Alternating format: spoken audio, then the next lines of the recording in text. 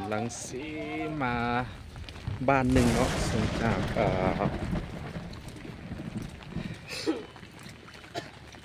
โรงแรมมากับประมาณชั่วโมงปลาย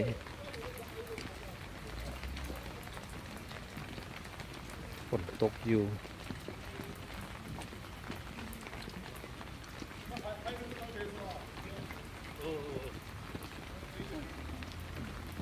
โอเค慢点，慢点。โอเคก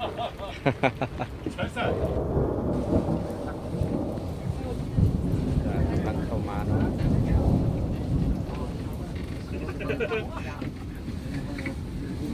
ฝนตกแรงวันนี้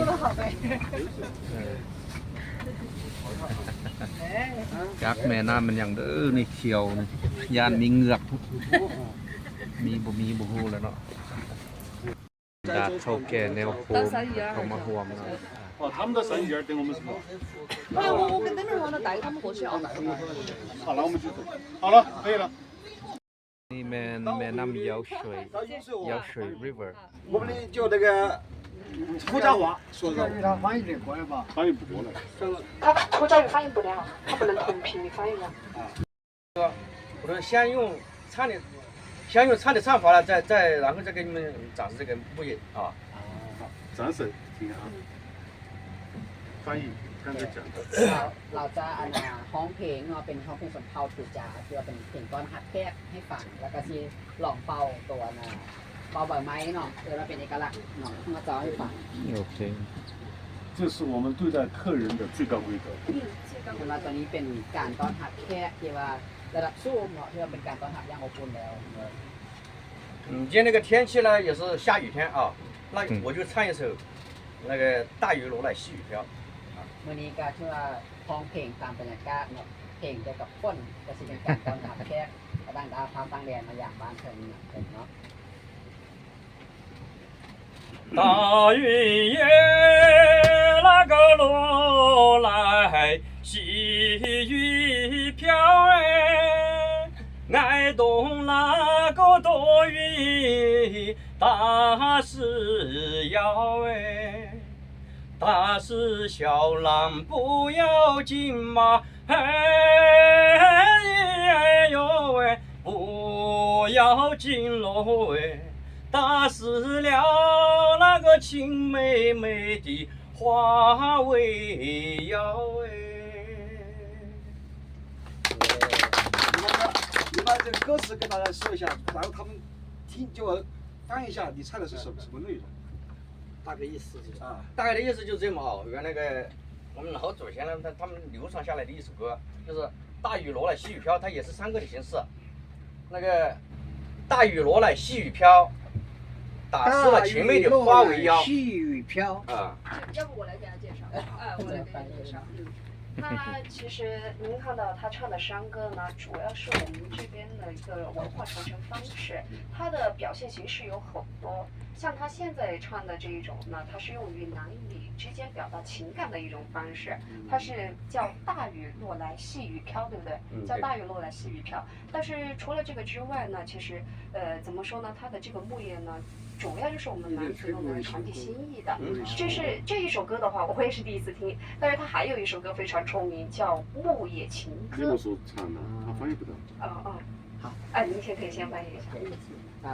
เพลงที่เพิ่นฮ้องเมื่อกี้นะเป็นเพลงสนเผ่าคล้ายๆกับอยู่บ้านเฮาก็จะเป็นเพลงของสนเผ่ามงเพลงของสนเผ่ากะหมึกเนาะตัวนี้นี่เพลงตัวนี้เมื่อกี้ที่ฮ้องเกี่ยวกับฝนตกกันฝนตกหายาแล้วก็ฝนตกฝนตกย้อยฟ้อยๆมาประมาณนี้นี่แหละคล้ายๆว่าเนื้อหาก็จะเป็นการยอกผู้สาวเป็นการแบบว่าจีบกันประมาณนี้ก็มื้อนี้มีแต่เพิ่นมาผู้เดียวก็เลยได้ฮ้องผู้เดียว它这个主要就是用于我们传递心意的，因为我们这边是土家族苗族自治县，有这么一句话说我们这边是会说话的就会唱歌，会走路的就会跳舞，唱的就是咱们的牧野情歌，跳的就是我们当地的白手舞。你现在看的就是牧野情歌，它这个的话就是男子呢以歌传媒，以业传情的一种方式，随处可见。在那个时候不会吹这个就讨不到媳妇。哎，你可以给他这样。เพิ่นว่าสำหรับคนชนเผ่าถูจ้าเนาะหรือว่าชนเผ่ามงตัวนี้คนผู้ใดที่ว่าเกิดมาแล้วเนาะคันถ้าเว้าเป็น ถ้าเว้าภาษาเป็นแสดงว่าจะฮ้องเพลงได้ผู้ใดที่ว่าย่างเป็นก็ที่ว่าเต้นเป็นเพราะฉะนั้นตัวนี้เป็นความแบบว่าก็ศิลปะที่อยู่ภายในชนเผ่าผู้ใดที่ว่าเว้าได้ก็ต้องฮ้องเพลงเป็นผู้ใดที่ว่าย่างได้ก็ต้องเต้นได้แล้วก็ตัวใบไม้ตัวนี้แหละเป็นสัญลักษณ์นะคันผู้ใดที่ว่าเป่าบ่เป็นก็ที่ว่าซอกเมียบ่ได้หั่นน่ะคือสิบ่ได้เมียแล้วเนาะ ชนเผ่าของผม 那就再来一首那个木叶情歌吧啊。吹啊吹啊，除了这个，我再给你介绍。所以你看他在那个新城上面有那一页嘛，那木叶情歌，哦在那个新单上面。 อยู่อันนั้นมันก็ปึ้งเขาก็มีปึ้งมันไปน้อยมันมีเพจ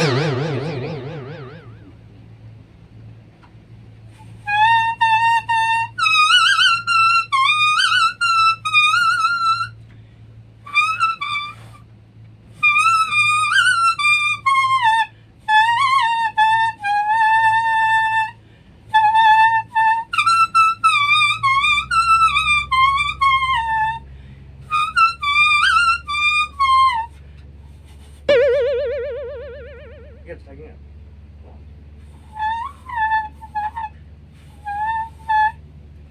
还是唱，唱。 อ่า ปกติอันนั้นใบไม้ใช้ใบไม้อ่อนเนาะเสียง 大家芙蓉塔边可以多面时儿，喜祝福他面膜问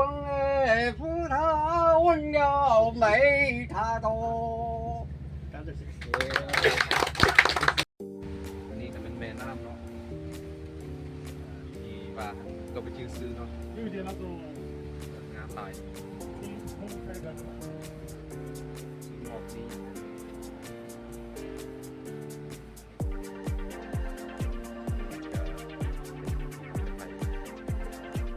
ก็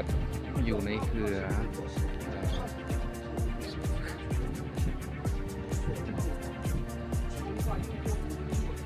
大哥，嗨，大哥那我这个现在平起。 ，OK OK OK。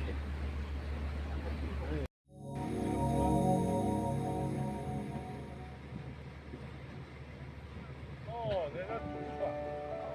我平时往哪儿来？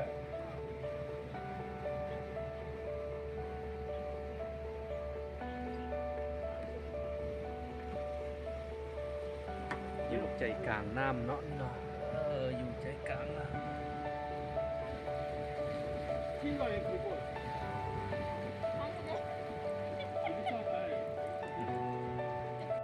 ำเฮือนหรือว่าเป็นวัดเก่าแก่เนาะอยู่ใจกลางน้ำนี่เนาะ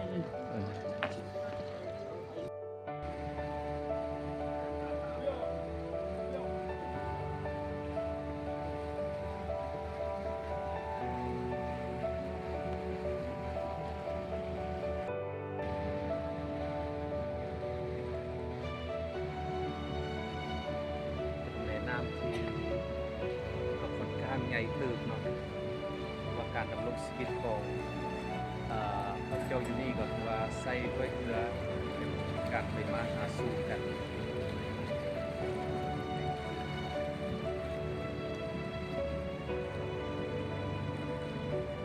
ตอนนี้ผมกำลังจะขึ้นไปเนาะ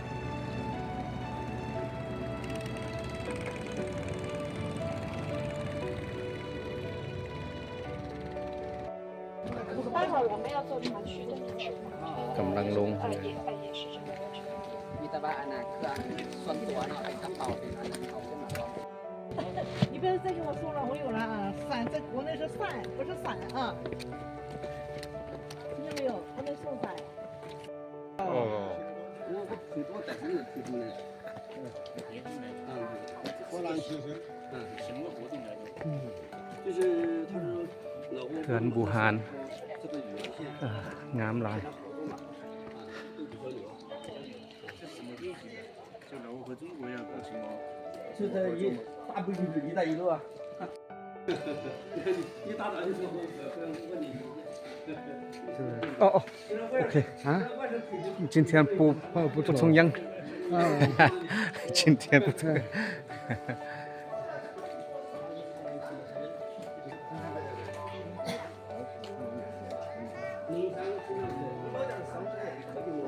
อันนี้เป็นบ้านหนึ่งชนเผ่าปูจาง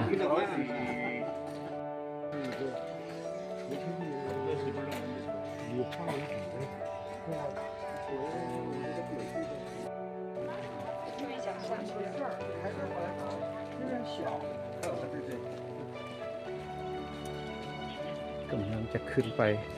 บ่ฮู้ว่าจะไปอย่างคืนนี้ 9年被列入重庆市文物保护单位。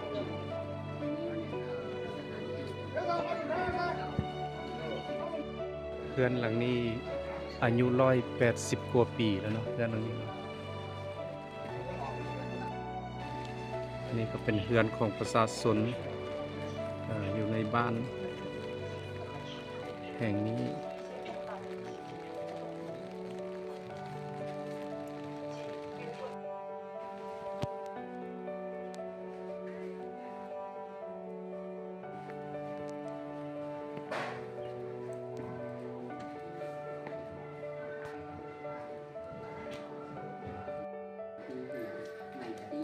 ซึ่งคนรุ่นนั่งเข้าสู่ครอบครัวการเราคิดว่าเขาเป็นเป็นพันธุ์ที่นั่งลำไส้คล้ายๆกับเขาเพิ่มไปเป็น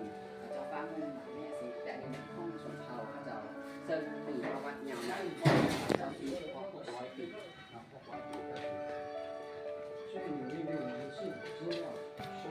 延续了他的历史。 OK 我是你干也不来烧他。相对是好像。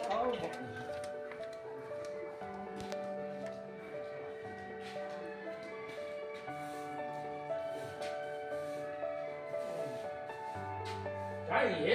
瞧之前今天我没见过你进来，他就有好多事，他就是老，他小就落下来的，老去找也找不到他。 นี่คือสิเป็นบอลไว้บรรพบุรุษบ่นะ 你瞅也才瞅也才晓得，这นี่เป็นห้องสร้างเก็บเครื่องกสิกร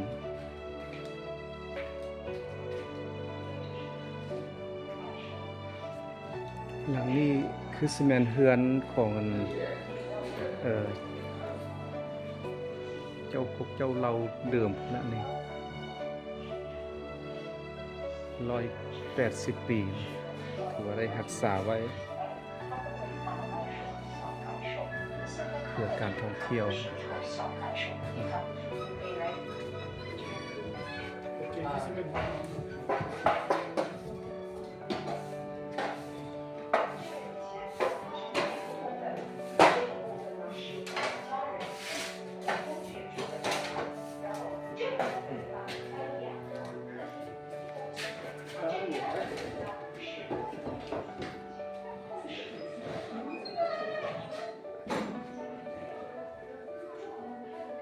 นี่คือมันห้องกินข้าว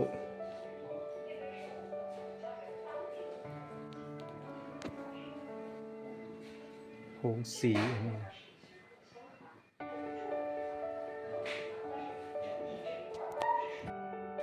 这个呢，就建筑是光，主要是在叫光学的，轻光学的。对，你看离景应该是叫现在应该是有这个。有一个主要就是调度问题，做艺术的。ซึ่งเป็นห้องอาหารห้องครัวกิน เป็นเรือนครัวเนาะ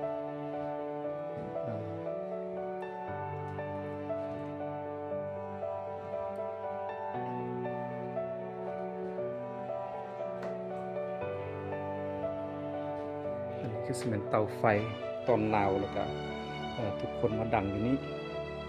ฝีไฟสำหรับเอาเครื่องมาใส่ของกินบอมันยังแห้งบอไว้ย่างซีนบอสามารถมาย่างได้ที่นี่เครื่องหลังนี้ก็มีบอลตากอากาศเนาะเป็นซองอากาศ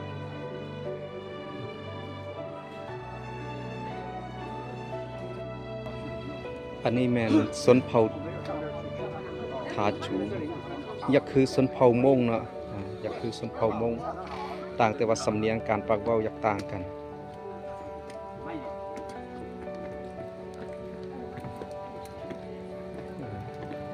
อยู่ตามลำแม่น้ำ 我是出来杆儿一轮起来了噻。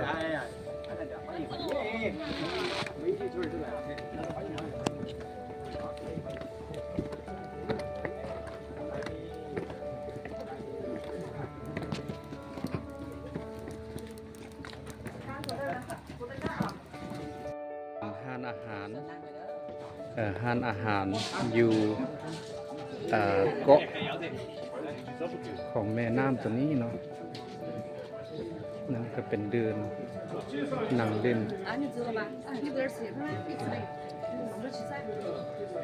สไตล์จีน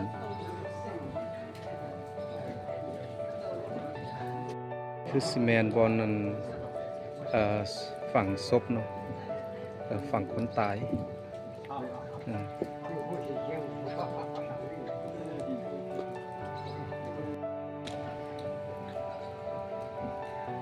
อาหารทานอาหารอยู่บนเกาะ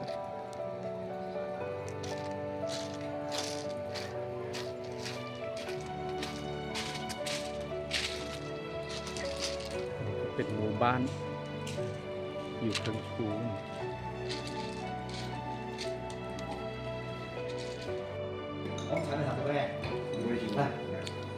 为什么？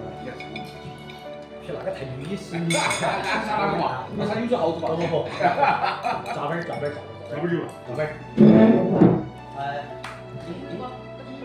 你推荐来可以去。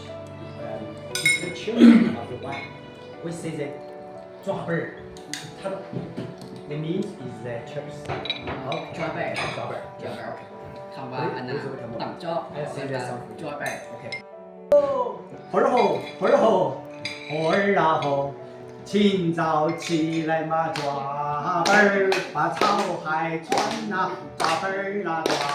赶出了牛羊啊乱塞，上高山呐抓本儿啊抓，高山顶上啊抓本儿，跑风棍儿啊抓本儿啊抓，土家人见那么乱塞。小火火呀，抓本儿啊抓，黄牛车。Cheers，cheers。